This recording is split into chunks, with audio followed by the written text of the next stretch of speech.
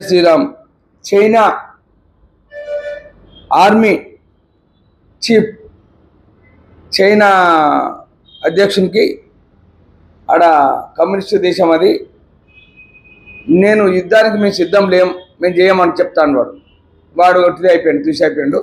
ఎందుకంటే వాడు ఒక చైనా దేశానికి పెద్ద మన నరేంద్ర మోడీ లెక్క వాడు వాడు చీఫ్ వాడే అంటారు వాడికి నాలెడ్జ్ లేదు.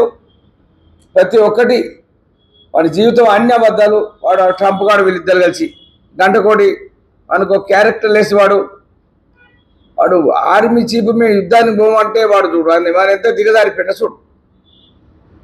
పాకిస్తాన్ను వాళ్ళు పారిపోయారు లీవులు పెట్టి మేము చేయమని. ఈ చైనా వాళ్ళు కూడా మేము అదే పని మీద ఉన్నారు. ఒక యుద్ధం స్టార్ట్ అయితే వీళ్ళు కూడా లీవ్ పెట్టి వెళ్ళిపోతారు. అసలు పరిస్థితి ఏర్పడే దేశాలది. మొన్న పాల్గాలమ్మ జరిగిన దాని మీద నరేంద్ర మోడీ గారు పాకిస్తాన్లో వేసిన బాంబులకు వీళ్ళు భయపడతా ఉన్నారు. ప్రపంచంలో ఎక్కడ ఏ బాంబులు మన మీదకి వేసేటినో దాని ప్లేస్ అని మనకు తెలుసు. అంటే అర్థం చేసుకోండి వీడు సరి వేసుకుని లోపల వీడు వేసేస్తాడో కాలిపోతాయి కథమైపోతాయి.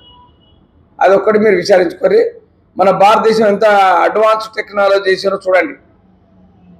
ఇప్పుడు చైనా కన్నా రష్యా కన్నా మన అడ్వాన్స్ టెక్నాలజీ అని తెలిపింది అందరికీ.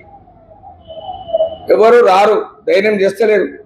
వాడు ట్రంప్ వాడు ఉంటిదే వాడు మేకపోతే మరి ఆ గుహలో ఉండి పులి అన్నట్టు మేక అటువంటి వాడు ఏమంతో ఏం కాదు. మన భారతదేశం మీదకి ఎవరు రాడు. మన అగ్రరాజ్యం అయిపోతుంది. ఒక 10 years 5 years చూడండి మీరు అందరూ. మన భారతదేశంలో వస్తువులు కొనండి. భారతదేశంలో ఏది మేడ్ ఇన్ ఇండియా అనే వస్తువు కార్ కాన్సల్లి గుండు పిన్ కారు మీరు కొనుక్కోండి కథమైపోతుంది.